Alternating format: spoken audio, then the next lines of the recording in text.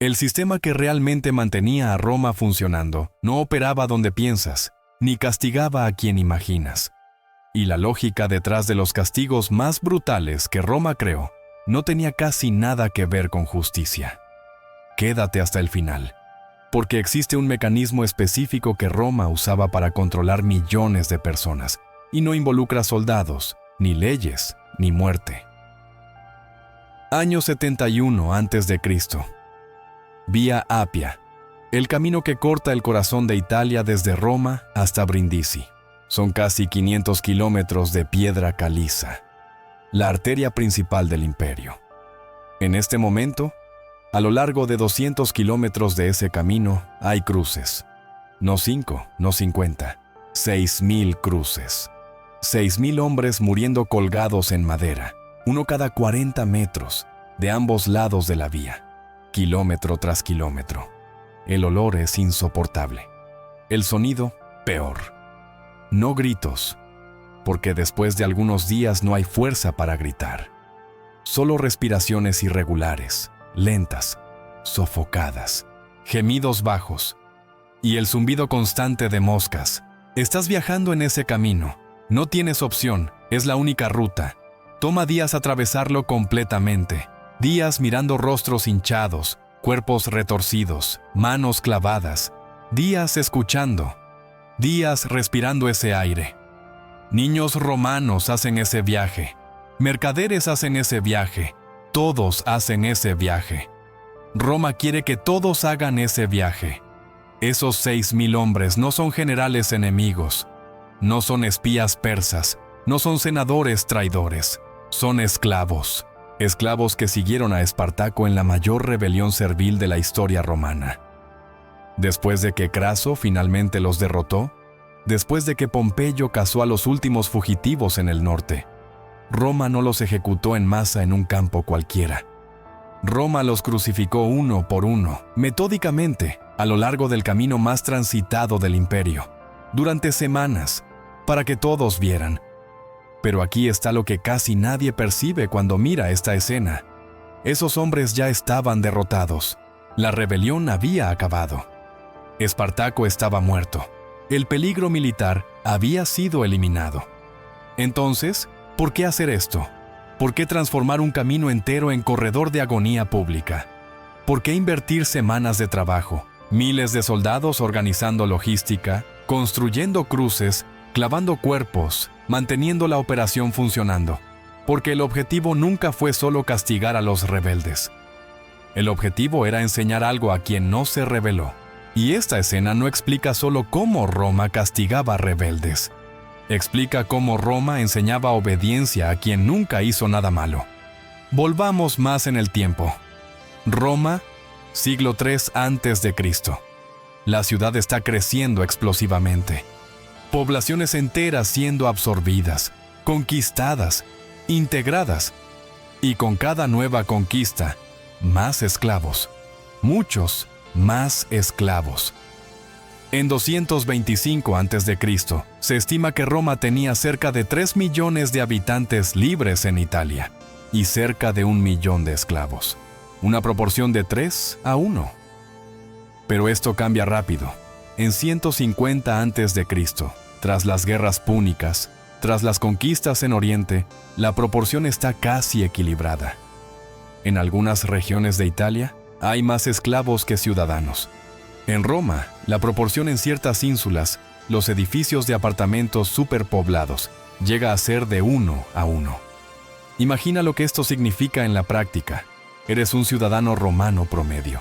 Despiertas en una ciudad donde la mitad de las personas a tu alrededor no tienen ningún derecho sobre su propio cuerpo. Personas que pueden ser compradas, vendidas, golpeadas, violadas, matadas, legalmente, sin consecuencia ninguna. Personas que trabajan en tu casa, que cocinan tu comida, que cargan tu agua, que cuidan a tus hijos. Personas que construyen tus edificios, que trabajan tus granjas, que operan tus minas. Personas que, físicamente, podrían matarte en cualquier momento. Y Roma sabe esto. Séneca el joven, escribiendo en el siglo I después de Cristo. menciona que hubo una propuesta en el Senado para que todos los esclavos fueran obligados a usar ropa específica, una marca visual que los identificara inmediatamente. La propuesta fue rechazada. ¿Por qué?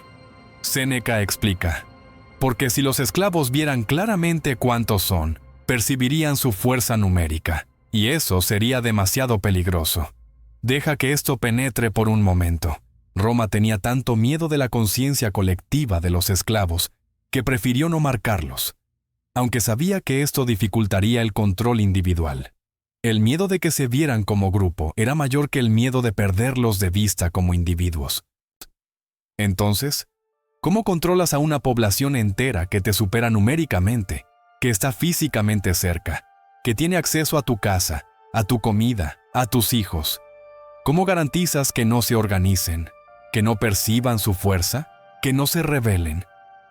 Ahora piensa, ¿cuántas personas necesitarían decidir actuar al mismo tiempo para que Roma simplemente acabara? La respuesta romana no fue gentileza, no fue persuasión, no fue ni siquiera vigilancia constante, porque vigilancia constante es cara, trabajosa, falla.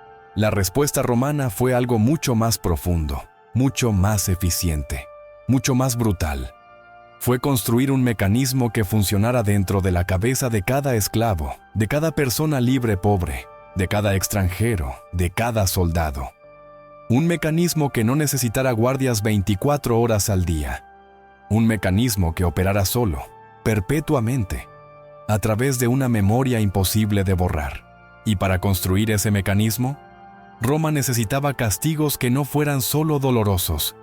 Necesitaba castigos que fueran imposibles de ignorar, imposibles de olvidar, imposibles de remover de la imaginación pública. Castigos que enseñaran no solo a través del dolor, sino a través del horror visual, de la humillación extrema, de la destrucción completa de la humanidad de la víctima ante todos. Roma necesitaba transformar cuerpos humanos en pedagogía del terror, y lo hizo con una creatividad perturbadora. Pero aquí está lo que casi nadie percibe: la crucifixión. A pesar de toda su brutalidad, a pesar de las 6.000 cruces en la Vía Apia, no era el castigo más eficaz que Roma creó. No era lo que más aterrorizaba, porque la crucifixión mataba. Y la muerte, por más horrible que sea, tiene fin. Había un tipo específico de castigo que Roma reservaba para cuando necesitaba destruir a alguien sin crear un mártir. Castigos que te dejaban vivo, técnicamente intacto, pero que arrancaban algo mucho más profundo que la vida. Algo que hacía que todos a tu alrededor nunca más te vieran de la misma forma. Que hacía que tú mismo nunca más te vieras de la misma forma. Esto no es exageración. Y lo más perturbador, algunos de esos castigos eran aplicados hasta en ciudadanos romanos. Personas que, en teoría, tenían protección legal. Personas que pensaban que sus derechos las protegían. Estaban equivocadas, porque Roma había descubierto algo que ningún imperio antes había comprendido completamente: que el castigo más eficiente no es aquel que destruye el cuerpo, es aquel que destruye la identidad. Es aquel que te transforma en ejemplo vivo, en alerta ambulante, en prueba permanente de lo que ocurre cuando alguien osa desafiar el orden. Y para entender cómo funcionaba en la práctica, necesitamos entrar en lugares donde pocos historiadores van. Necesitamos ver lo que ocurría no en las ejecuciones públicas grandiosas, sino en los castigos cotidianos, sistemáticos, calculados, aquellos que no aparecen en las pinturas épicas, pero que mantenían el imperio funcionando día tras día. La respuesta es menos de lo que imaginas. Y Roma sabía esto mejor que nadie. Roma, 104 a.C. Un hombre está siendo conducido al foro. No está esposado. No está siendo arrastrado. Está caminando solo, rodeado por una multitud que crece en cada esquina. Es ciudadano romano. Tiene nombre, propiedad, derechos. Tuvo. Porque lo que va a ocurrir en los próximos minutos no va a quitarle la vida. Va a quitarle algo que nunca va a recuperar, aunque viva 50 años más. Para en el centro del foro, un lictor, Un oficial romano que ejecuta órdenes de magistrados se acerca, quita la toga del hombre, despacio, metódicamente. No con violencia, con procedimiento. La toga cae al suelo. Ahora está con túnica. El lictor toma la túnica, también la remueve. Ahora el hombre está desnudo, en el centro de la plaza más importante de Roma, rodeado por cientos de personas, vecinos, conocidos, personas con quienes negociaba, personas que lo saludaban en la calle. El lictor toma las varas, haces de varas de abedul amarradas con tiras de cuero rojo. Y entonces comienzan los azotes. No son rápidos, son lentos, espaciados, precisos. Uno, pausa, otro, pausa. El sonido de la vara rasgando la piel resuena por las columnas de mármol. El hombre grita, después de un tiempo deja de gritar, pero los azotes continúan. 10, 20, 30, no hay número fijo. El lictor decide, y todos miran. Esto se llama verberatio, flagelación pública, y necesita quedar claro. Ciudadanos romanos, en teoría, tenían protección legal contra esto. Las leyes porcias, aprobadas entre 194 y 184 a.C., prohibían azote de ciudadanos sin juicio. Pero aquí está el problema. Esas protecciones funcionaban perfectamente dentro de Roma. En las provincias, lejos del Senado, lejos de los tribunos, la historia era otra. Gobernadores provinciales tenían poder casi absoluto, y lo usaban. Pero aquí está el detalle que nadie te cuenta sobre la verberatio. El castigo físico era secundario. Lo que destruía a la persona no eran las heridas en la espalda. Era lo que ocurría después. Porque aquel hombre, después de ser azotado desnudo en el foro, nunca más era visto de la misma forma.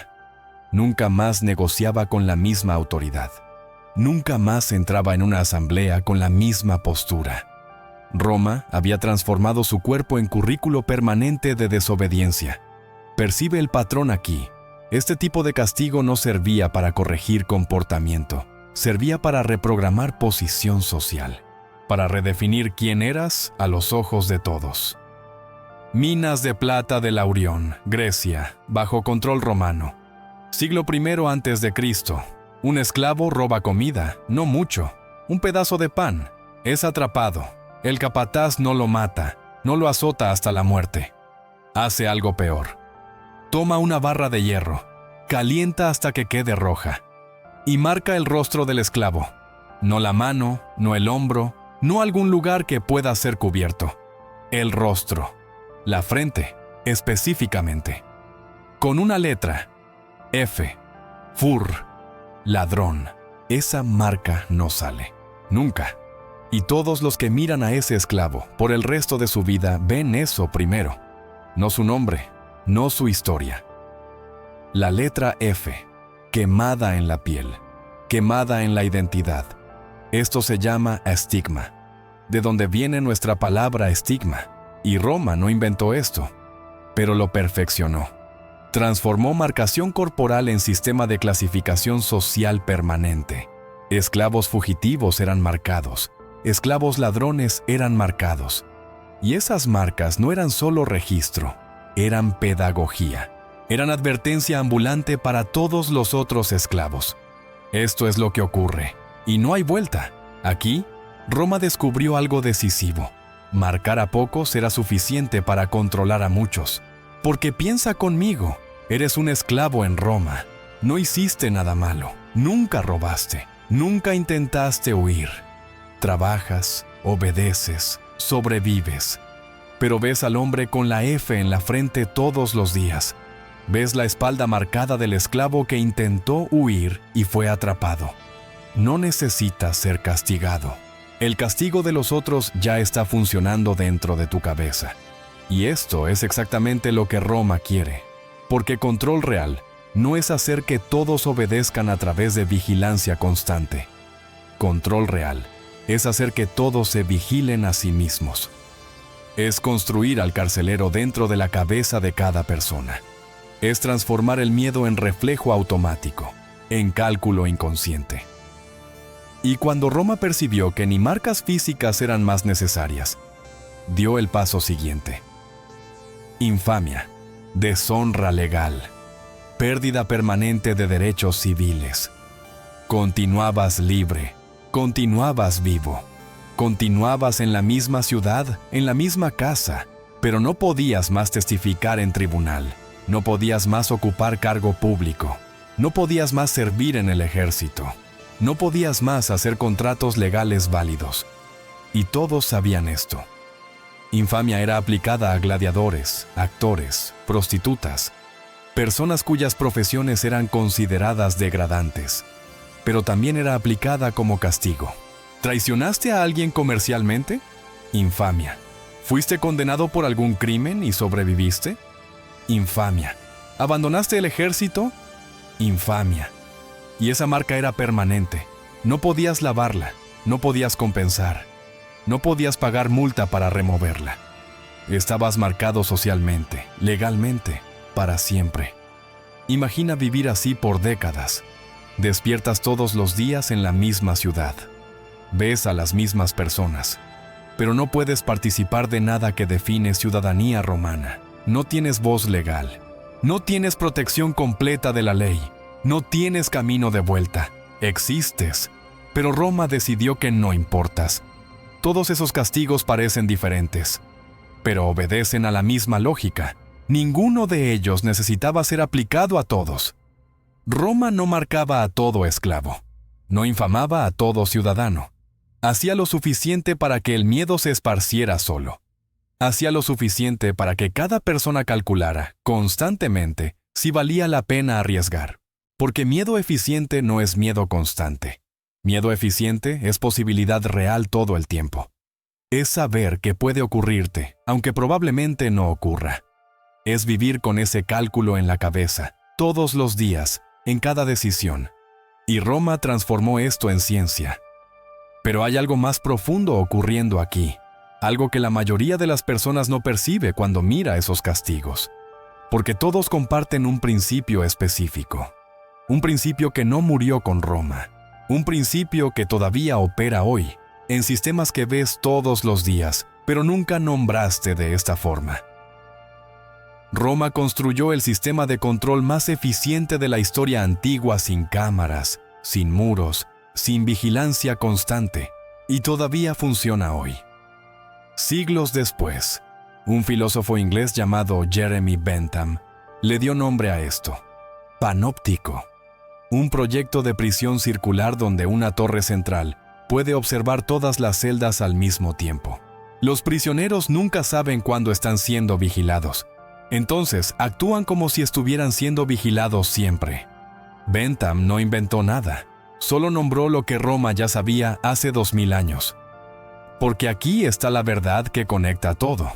El sistema romano de castigos no funcionaba a través del castigo en sí. Funcionaba a través de la memoria del castigo, a través de la posibilidad permanente del castigo.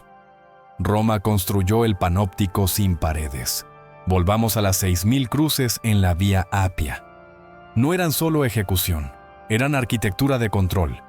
Porque después de que los cuerpos fueron removidos, después de que las cruces se pudrieron, después de que el camino volvió a la normalidad, algo permaneció.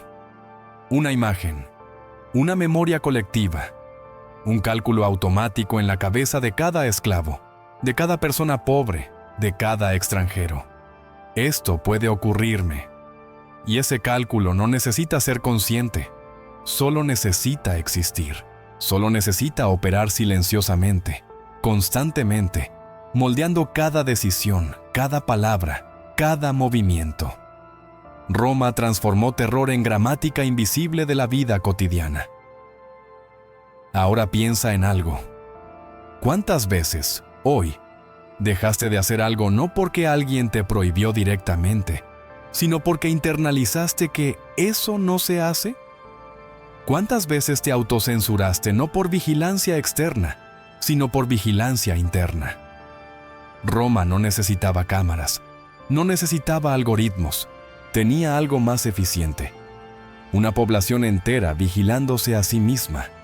Y lo más perturbador es que esto no necesitaba ser cruel todo el tiempo. Necesitaba ser cruel lo suficiente para establecer el patrón. Después, el propio sistema se mantenía solo. Pero hay una pregunta que esto levanta. Si el control romano era tan eficiente, tan invisible, tan internalizado, ¿cómo es que el imperio eventualmente perdió ese control? La respuesta está exactamente donde casi nadie mira. Porque hay un tipo de subversión que opera fuera de la lógica del miedo, fuera del cálculo de riesgo, fuera del panóptico. Y ese tipo de subversión tiene nombre: esperanza irracional. Roma controlaba a través del miedo calculado. Funcionaba porque las personas hacían cuentas. Si hago esto, esto va a ocurrirme. Miedo es matemática, es probabilidad, es gestión de riesgo. Pero, ¿qué ocurre cuando alguien deja de hacer cuentas? Roma llamaba a esto locura, fanatismo, y tenía razón en tener miedo de esto. Porque puedes controlar a quien tiene miedo de la muerte. Puedes controlar a quien tiene miedo del dolor, de la humillación, de la pérdida de estatus. Pero no consigues controlar a quien ya no tiene miedo de esas cosas. Y aquí es donde Jesús entra, no como tema religioso, como problema histórico concreto para Roma. Porque cuando Roma aplicaba los mismos castigos que mantenían a esclavos y ciudadanos bajo control contra los primeros cristianos, dejaron de funcionar. No porque los castigos se volvieron menos brutales, sino porque la lógica que los sustentaba, miedo como herramienta de cálculo, había encontrado algo que no respondía a cálculo. Cuando Roma decía, si no sacrificas al emperador, mueres, el cristiano respondía, entonces muero. Roma no sabía qué hacer con esto. Todo el sistema, toda la arquitectura de control, toda la sofisticación de los castigos romanos dependía de una premisa: que todos quieren sobrevivir, que todos eventualmente van a hacer las cuentas y elegir obediencia. Y de repente había personas que no hacían esas cuentas. Roma intentó lo que siempre funcionó: más brutalidad. Crucificó cristianos, quemó cristianos, arrojó cristianos a leones, y cada ejecución, en vez de enseñar miedo, enseñaba lo opuesto. Porque aquí está la ironía final. Todo el sistema de control romano dependía de pedagogía pública. Dependía de transformar cuerpos en lecciones. Dependía de hacer que todos miraran, recordaran, internalizaran. Pero cuando ejecutas públicamente a alguien que no tiene miedo, no estás enseñando miedo, estás enseñando coraje. Roma usó sus propias herramientas contra sí misma. Cada mártir cristiano era una falla del sistema. Cada ejecución que no producía miedo producía propaganda. Y eventualmente, el imperio que controlaba millones a través de la interiorización del miedo, descubrió que había perdido el control. No a través de revuelta, no a través de guerra, sino a través de algo mucho más simple. Personas que simplemente dejaron de tener miedo de la forma correcta. Puedes estar de acuerdo o no con el cristianismo. Puedes creer o no creer. Pero no puedes negar el hecho histórico. Un imperio que había transformado control psicológico en ciencia, fue eventualmente transformado por personas que rechazaron jugar por esas reglas. No porque vencieron militarmente, sino porque descubrieron que hay cosas más importantes que supervivencia. Y si piensas que esto es solo historia antigua, mira alrededor. El mismo principio está operando ahora. Sistemas de control social todavía funcionan a través de interiorización de miedo. Todavía funcionan a través de hacerte vigilar a ti mismo. Lo llamamos cancelación. Lo llamamos reputación. Pero el mecanismo es el mismo. Hacer que todos calculen constantemente si vale la pena arriesgar. Y la única cosa que quiebra ese sistema, hoy como hace 2000 años, es la misma. Personas que dejan de hacer las cuentas. Personas que deciden que hay algo más importante que seguridad. Roma llamaba a esto locura. Tal vez todavía la llamemos. Si este video cambió algo en la forma como ves poder y control, deja un comentario. Quiero saber lo que percibiste. Y suscríbete al canal, porque vamos a continuar deconstruyendo lo que parece obvio, pero no lo es. porque entender cómo funcionaba el control en el pasado es la única forma de ver cómo funciona ahora.